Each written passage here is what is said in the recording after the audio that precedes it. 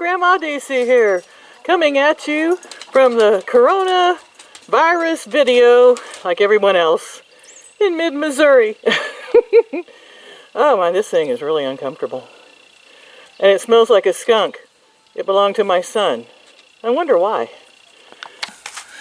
So the good news is, I am quarantined, of course, as we all are. We're supposed to stay in the house and not go anywhere. And of course I have my 2 grandchildren, and my son-in-law, their father, is staying here also with me. So I know a lot of people are like going, I'm going crazy being all alone. And I kind of have the opposite problem. I'm going crazy having so many people in my house. Now I'm enjoying the company. To me, this is like, heaven on earth. I'm no longer alone. I have people I can talk to, although the answer I usually get is, they're teenagers. And I don't think they're too thrilled to be around Grandma all the time. But I have certainly enjoyed their company. Just not being alone most of the time. Now the other morning, school started online. So they had to get online to do school.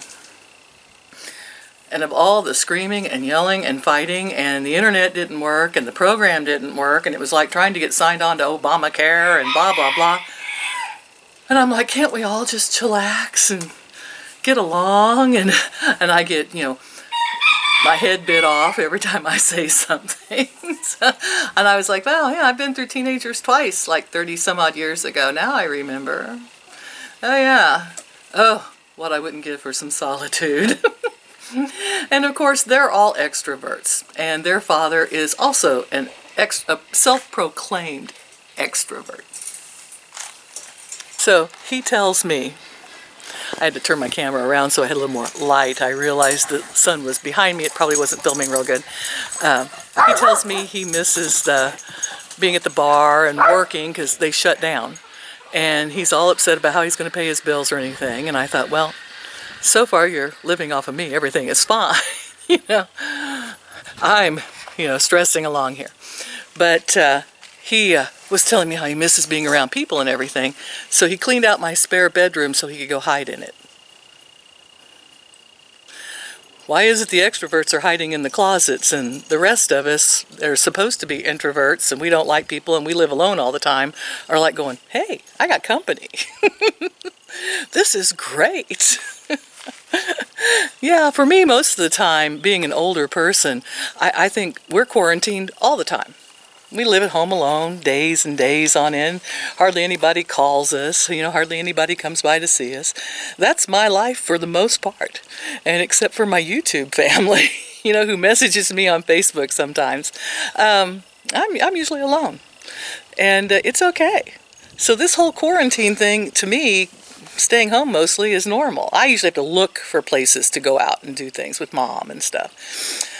So for the most part, we've just been staying here and taking care of the animals, and I've been enjoying that. We had a quail that got out of the pen, and Scud killed it, mostly, not entirely. So I had to use the shears and dispatch it, and I dressed it, because there's no waste of the meat, right? Not in this time, so we don't know what's going to happen. Hopefully the trucks are still running. They are now. And so my granddaughter was like, I could do that. And my daughter has always accused her of being a serial killer anyway. And so I handed her the scissors and another male quail. We had too many males. And I was like, here you go. She couldn't do it. And I called my daughter and I said, guess what? She's not a serial killer. She couldn't kill a quail. So we had 2 quail and I cooked them up. The kids enjoyed them. They were like, wow, that's really good. And I was like, yeah, quail meat is really good. And that put us just one female quail down. We're still getting eggs, which is really cool. So this introvert is enjoying having company. Scud's enjoying chasing the cat. And on that note, Maggie, our new little Chinese crested hairless, where is Maggot? I call her Maggot half the time. Maggot has some bad habits. I put a chastity belt on her because she went into heat. And it's this little outfit that covers up all the important parts. Well, yesterday they were outside playing and she had her chastity belt on. And all of a sudden I hear screaming. And apparently Scud the Virgin has a magical appendage. And the next thing I know, we're probably going to have puppies.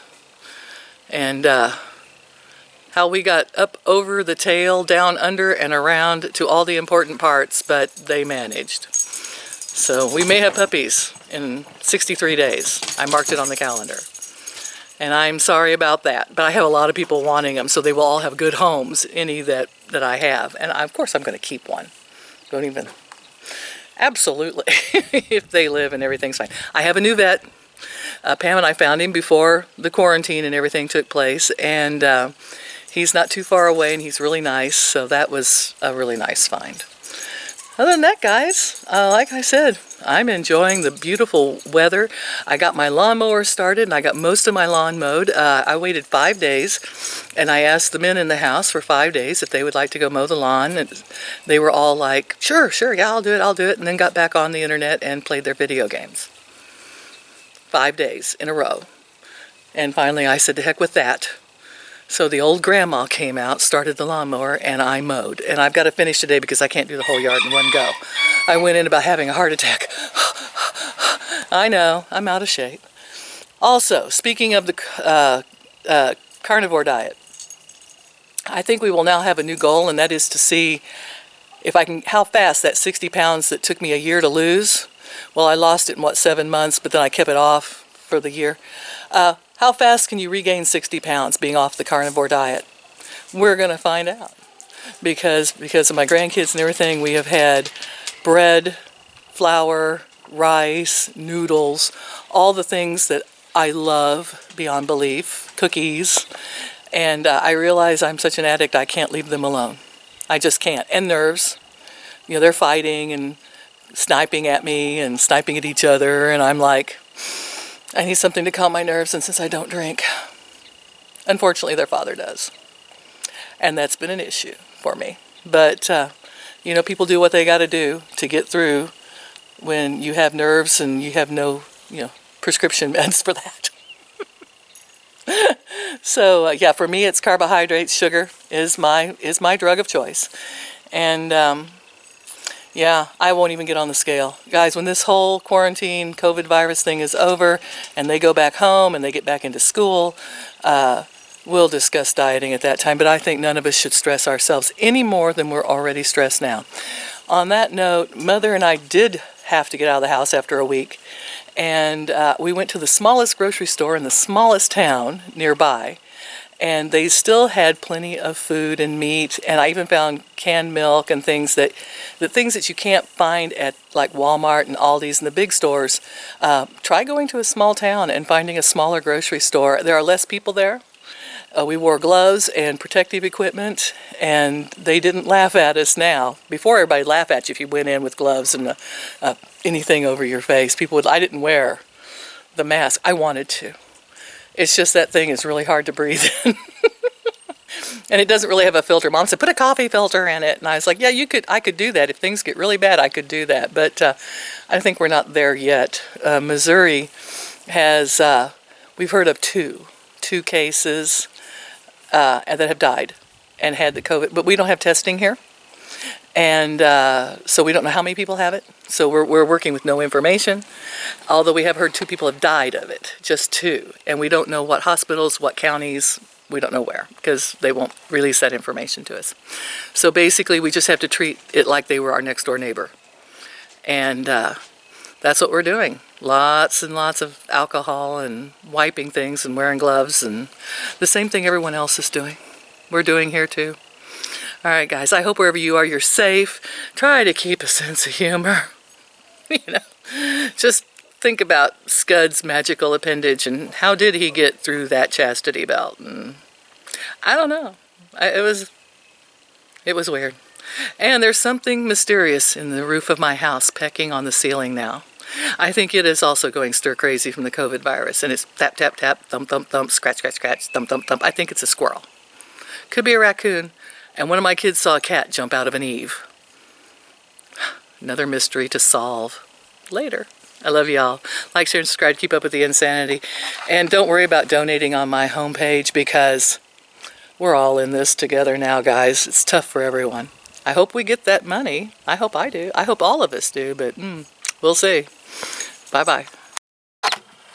Well, we've got 3 guinea keats from Jennifer. Aren't they cute? They're growing like weeds. And there's the little Sarama I hatched. And the other, and we hatched the 3 silkies. There's one of the silkies. Oh, well, guinea got in the way.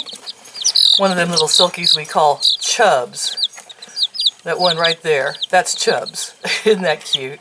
And they're growing. I'll show you the others. We've decided that even though we have to be quarantined, that Horace did not. So we've let him out, and he is now in with all the hens.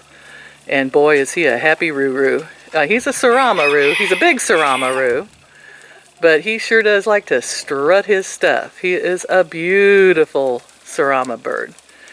And he is like, yes, boy, I am cock of the walk. Yes, I am. The baby quail all look like the adults now. Don't you guys? Yeah. And we're getting eggs from these guys consistently. We had to butcher one of them. I'll talk about that a little later on. Boy, was that fun. Is it delicious?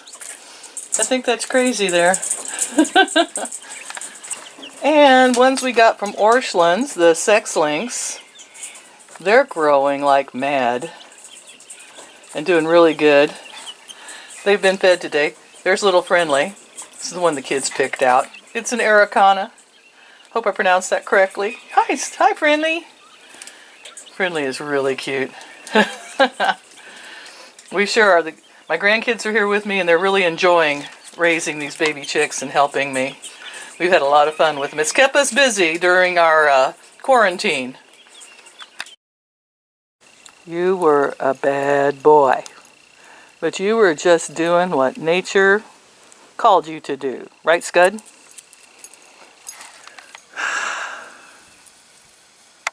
There's the little trollop. Ah, she seduced my boy. I blame her. Like everybody always blames the woman.